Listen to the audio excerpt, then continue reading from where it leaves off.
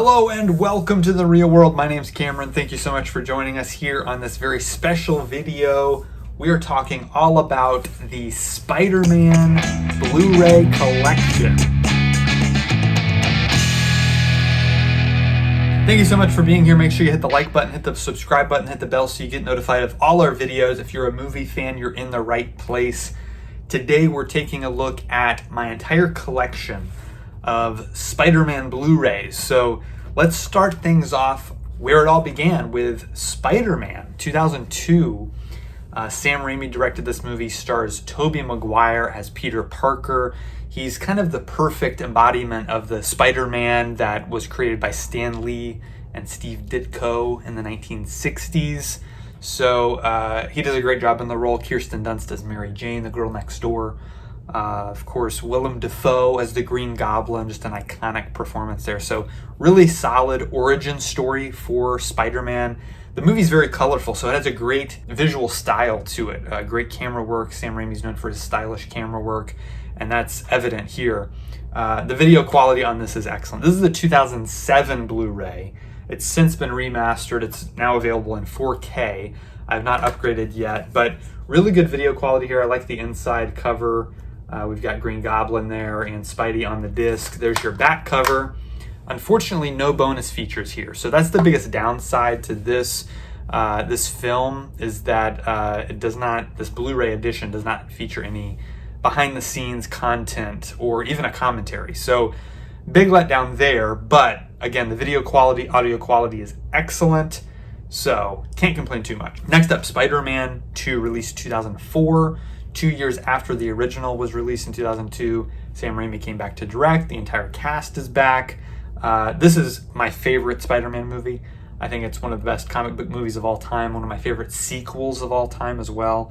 So just excellent stuff. Alfred Molina as Doc Ock. I think he's a more powerful villain, and I think he's more sympathetic, which is what makes him more compelling as a character. Whereas, Willem Dafoe was more of a straight-up menacing villain. And it's a great performance, but I just prefer the personal connection Peter has with Otto Octavius and how that relationship develops and how he's trying to save him rather than just kind of defeat him. So really solid movie. The visuals here are even better. There we've got that great train fight sequence happening there on the inside, and then I like the disc art a lot too, just part of his costume. This, as the disc indicates, does include Spider-Man 2.1, which is the extended cut of Spider-Man 2. A lot of people haven't seen, so I highly recommend checking that out if you haven't already. Unfortunately, that's really the only bonus feature this one has as well. So really skimped on the bonus features on these first two Spidey movies. But, again, can't complain too much because the video and audio quality is so good. These were shot on film, so they look excellent. Now we're moving on to Spider-Man 3, released in 2007. This one, like the cover art there, first of all, even includes the tagline for the film at the bottom: "Every hero has a choice." And then when you open it up, you can see that this is a 2-disc set. So this one, they did not skimp on the bonus features at all. I mean, it is packed, an entire disc, packed full of bonus features, behind the scenes featurettes, and deleted scenes, all kinds of things. So this is really cool, really nice box set. The discs, obviously the black suit and the red. I'm going to take these out because behind you can see a full image of Spidey himself there on top of the building, getting the black suit on him. So pretty interesting, pretty cool artwork there. On the back you see all of the disc 1 features and all the disc 2 bonus features there. So tons, like I said, again, hours of bonus features on this one, which is very, very much appreciated. And a commentary. On disc 1 we get the commentary with the cast and crew, so that's a lot of fun as well. So yeah, the Spider-Man 3 Blu-ray set is, I would say, the best video and audio quality wise, and of course the bonus features kind of makes this whole trilogy worth it. I think I got these all in a set together years and years ago. That's the original Spider-Man trilogy. We're going in a chronological order here. So in 2008, so a year after Spider-Man 3, my favorite version of the character, and Stan Lee's favorite version of the favorite screen version of the character, I should say, was released. It's called The Spectacular SpiderMan. This is starring Josh Keaton in the role of Peter Parker. It also has great voice talent like Vanessa Marshall and James Arnold Taylor and so many other great voice actors that I'm a huge fan of. This series, it only lasted 2 seasons, 2 13-episode seasons, so that's what we're getting here, the full 26 episodes in a 4-disc set. It is the complete series. There's the spine, pretty neat. And then the back cover, you got all the villains there, which is a lot of fun. These are just great versions of these characters. They're kind of going back to the comic book roots, and they're adapting all kinds of great storylines, including the symbiote suit storyline. The Sinister Six is in there. So many great characters.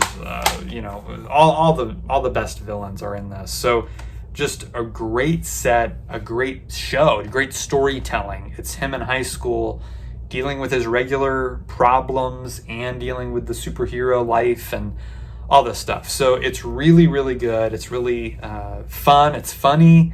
It also gets quite dramatic and is action-packed. The animation is great, and great music as well. Great theme song, one of the best theme songs for any animated series. So definitely check this show out. If you're a Spider-Man fan, it's a must-see. It's my favorite version of the character I've ever seen. So highly recommend The Spectacular SpiderMan.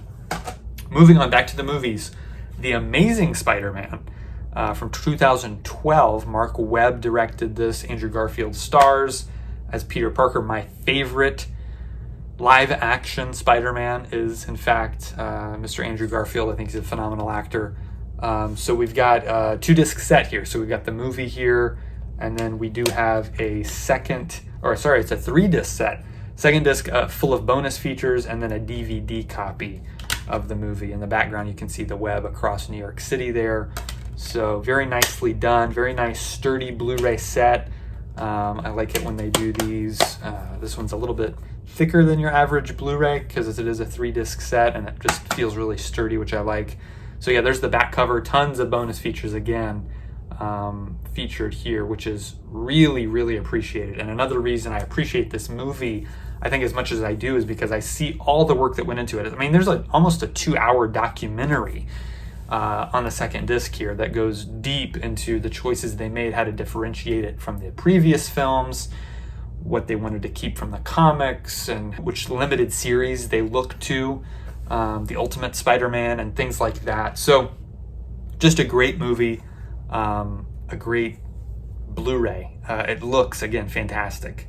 And so this one was actually shot digitally, but it still looks very, very good on Blu-ray. So highly recommend that one if you haven't picked it up. And then The Amazing Spider-Man 2. This one I think looks even better. So the visuals here, to me, outdo any Spider-Man movie ever made. Dan Mendel came in as the cinematographer on this one. He did not do the cinematography on the original, but he does it for the sequel, and it just looks fantastic. It was shot on film, this one, not digitally. So they made a lot of changes for the sequel, even though Mark Webb did come back to direct it. They did make significant changes. The Spidey suit, I think this is the best Spider-Man suit of any live-action version as well. There's issues with the story, right? But I think it overall works really well. It works better for me than it does for most people. There's the back cover. This was mastered in 4K, as we see up here. There's your 2 discs. I like the disc art on both of those. And so again, we have a Blu-ray and a DVD. The Blu-ray is just packed with tons of bonus features. Another 2-hour documentary here on the making of the film, every aspect you could possibly imagine.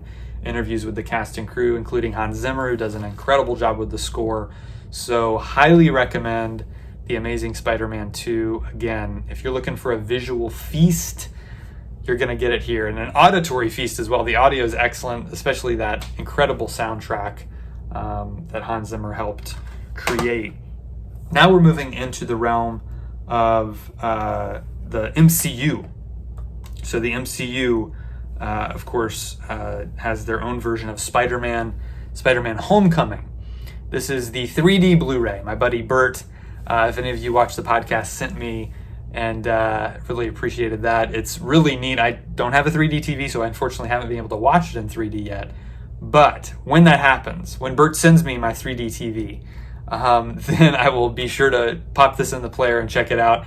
I like the cover art with him and Iron Man, the Avengers Tower in the back there is really neat. Also cool disc art here. We got that kind of Spidey face emblem there, pretty cool. And then on the back, we've got a nice image there with a list of bonus features. This one does have a good array of bonus features as well. It's a solid movie. I don't think it's the best Spider-Man movie. I think it's really good though, especially Michael Keaton as Vulture is the highlight for sure. I think some of the MCU connections bog it down. You kind of have to remember, okay, where are we at in this long storyline that we're in? But it's fun. It's fun. It's a fun movie. It's really a teen comedy, and it does a good job at that. Tom Holland is great in the role. So I definitely enjoy Homecoming quite a bit. Again, video and audio are really good on this one, so check it out. Then, before he got a sequel, Sony went and made an animated Spider-Man film, which is, I think, one of the best of all time, Into the SpiderVerse. This film is groundbreaking with its visual style. The animation is absolutely incredible. It's unlike anything I've ever seen. The plethora of characters do not bog the story down somehow. They all play an important role, and they're all a lot of fun, but it's really focused in on Miles Morales and his story. So I think this is a great Spider-Man origin. It's great for Spider-Man fans. Again, this is the 6th, 7th, 8th Spider-Man film at this point that this was released back in 2018. And they do a great job playing with the mythology and giving Miles really his own unique origin story. It's a lot of fun. And then Haley Steinfeld as Gwen, and Jake Johnson as Peter B. Parker. Just tons of fun. Really funny movie, but really heartfelt and emotional. Has tons of kinetic action sequences, super fast-paced film. Really great stuff. So that's that one. It does have several bonus features, including a short film with Spider-Ham, which is a lot of fun. So definitely worth checking out. There's the disc art there, a Blu-ray and a DVD. So yeah, really, really nice. Very well done. Looks and sounds excellent. Another great soundtrack on that one, too. Then we have the sequel to Tom Holland's Spider-Man Homecoming. It's Spider-Man Far From Home.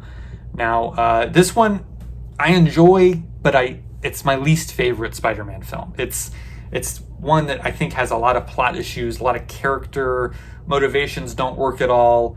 The cast is good. They're just not given great material to work with, I don't think. I think it is a step up visually from Homecoming. I think the stuff they do with the Mysterio when he's battling Spider-Man and casting these illusions, it's a lot of fun and it looks really cool. Some of it's straight out of the comic books. But overall, it's just not the one that I get the most enjoyment out of. I think they could have made a few changes. I would have given Jon Favreau a bigger role, especially since he's the character connected with Iron Man and Spider-Man's kind of mourning the loss of Iron Man after Endgame. Nick Fury, to me, doesn't really belong in this movie. We find out he's a Skrull, and it's kind of just a weird thing. But, some plot conveniences with MJ and, them discovering Mysterio's plan and her finding out he's Spider-Man. There's just some issues I have with it. But overall, it's fun. It's enjoyable. It's one that I don't mind watching. It's just not like my go-to favorite Spider-Man film. So here's the disc art on this one.